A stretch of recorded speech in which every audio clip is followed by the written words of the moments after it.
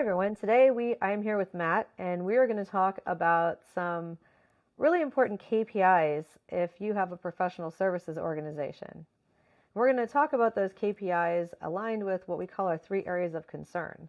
So if you're running a professional services organization, you have three areas of concern. Picture a Venn diagram of your clients, your people, and your company, and all of these intersect one another.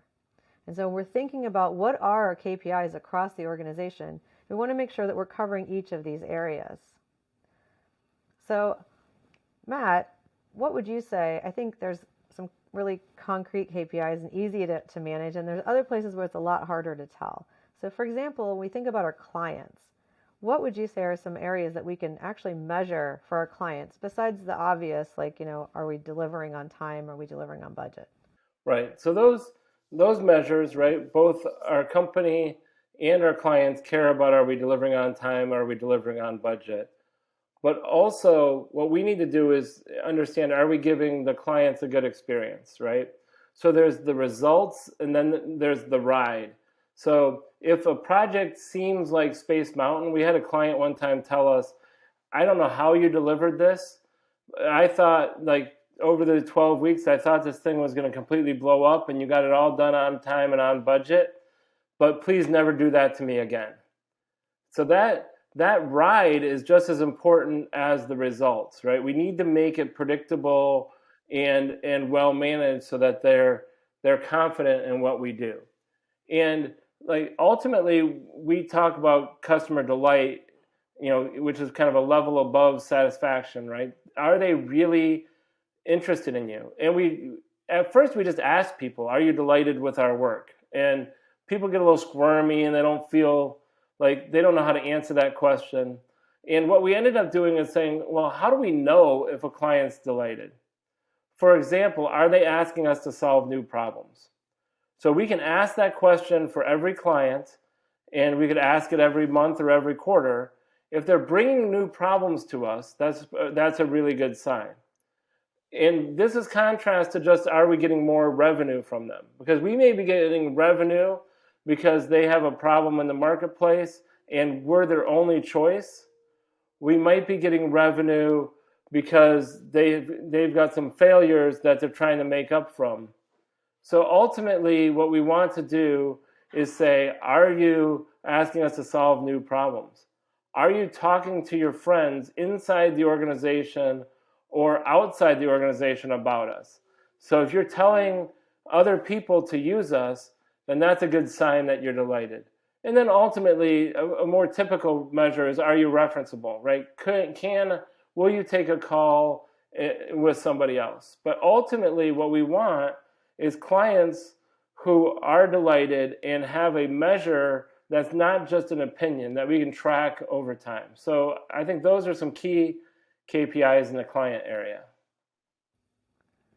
Thank you, Matt. Let's talk about our people.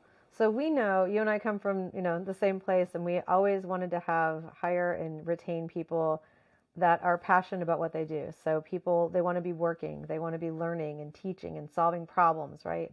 They like variety, they get stale. I mean, all of those things are very tangible things about our people, but they're hard to measure. So it's really hard to measure some of those things. So what are some measures that you found are useful around your people to see, to be able to actually track and check from an objective standpoint, are they learning and teaching? Are they solving problems? Are they getting what they need out of the experience? And do they want to continue to be here? Again, aside from the obvious, like retention rate. Yeah. So yeah, there's turnover, but ultimately, like what we find is a true consultant wants to do three things. They want to learn, they want to teach, and they want to do. So with all of our projects and our roles, we can track on this role, what are they primarily doing? Are they learning? Are they teaching? Are they doing? You may have a season where you're teaching a class for 6 months, but eventually someone may leave if they don't have that variety of, well, it's great I'm teaching, but I want to be learning, or I want to actually be able to do my craft. I don't want to constantly have to be just teaching others my craft. So we can measure what they're doing, and then look at what's the variety of that, and then just have a conversation with them about how is that going. We can also measure, their, like, how stale are they getting? How long have they been on the same opportunity? If they've been there 3 years at the same client on the same project, they may say, look, I might as well be working for that client. Ultimately, it doesn't mean that they have to switch clients, but maybe they need a variety in roles and so forth. So ultimately, we want to measure, like, what is the variety? Are people getting those differences? And then, obviously have conversations with them as well. Absolutely. And then our third circle is our company. Obviously, we care deeply about the company doing well. Otherwise, we can't pay our people and we can't serve our clients. I think personally that the company ones are probably some of the easier ones to track. But tell me, Matt, as a former owner of a professional services organization, what are some of the key things that you want to look at from a company level to make sure that you know that your company is healthy? Yeah, I think, everyone, when they think about a company and its health, they look at, well, what was their quarterly report, right? If it was a public company, or what are my financials? So what's my revenue? What's my expense?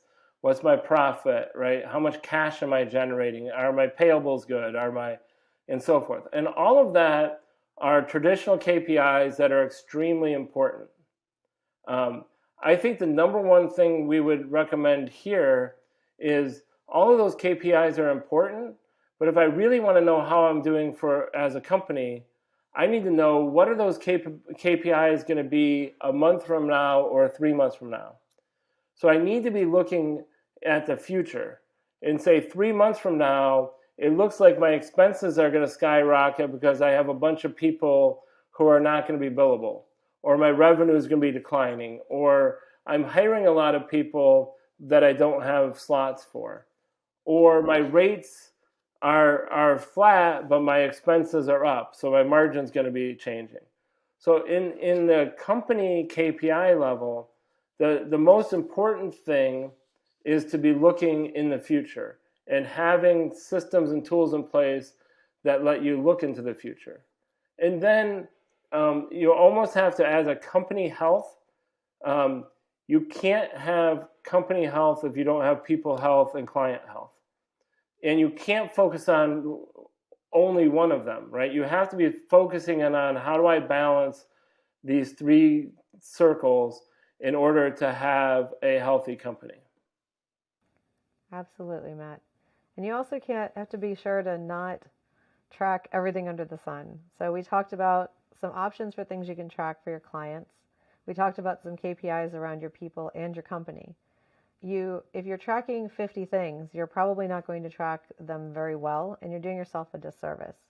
So you need to sit down as a leadership team and determine what's important to you and hone in on a few of these in each category that are going to effectively help you manage your business for the things that you need to be able to look backward, the things you need to be able to look today, and the things that you need to be able to look to the future for. Yeah, I think, KPIs, there's certain areas where there's a lot of data, and there's certain areas where there's not a lot of data. What we strive to do is say, let's look at the company as a whole and what are the main concerns we need to have, and then how do we have a few critical KPIs in each of those, and as much as possible have them be leading indicators, not lagging indicators.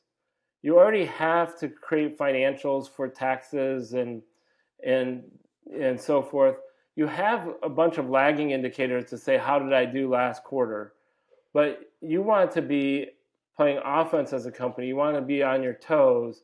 In order to do that, pick a few KPIs in each of these areas that are leading indicators, and you're going to be able to effectively manage your organization.